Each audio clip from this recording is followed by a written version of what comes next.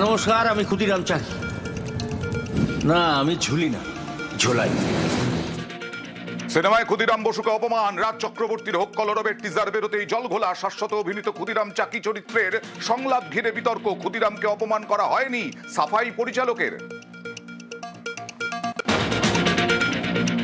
রাজের সিনেমায় ক্ষুদিরামকে অপমানের অভিযোগ। চটকদারি সংলাপের জন্য বিপ্লবীর অপমান, নিম্নরুচির পরিচয়, অসংবেদনশীল, নক্কারজনক নিন্দা বিশিষ্টদের।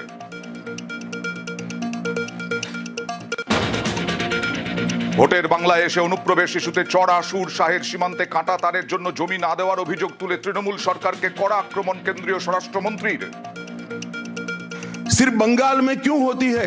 क्योंकि आपकी निगहबानी में घुसपैठ कराई जाती है और बंगाल को धीरे धीरे डेमोग्राफी चेंज कर कर आप आपकी वोट बैंक को पुख्ता करनी चाहते हैं। অনুপ্রবেশ ইস্যুতে পাল্টা আক্রমণ তৃণমূল নেত্রীর। পহেলগাঁও দিল্লিতে জঙ্গি হামলার প্রসঙ্গ তুলে চড়া সুর মমতা বন্দ্যোপাধ্যায়ের। একটা কথার উত্তর চাই, পহেলগাঁও তাহলে কি আপনারা করলেন?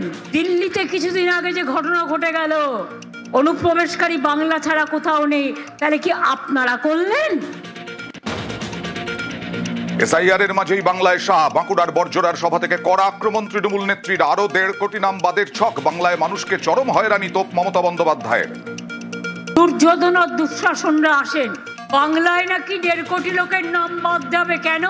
ওই দুঃশাসন বাবু করিয়েছেন, তাকে উত্তর দিতে হবে।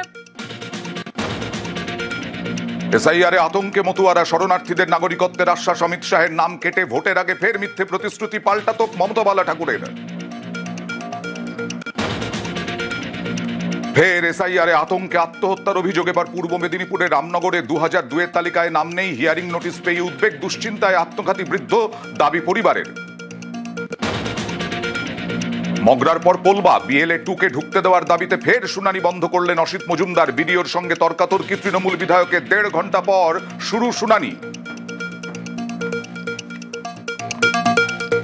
Top headlines.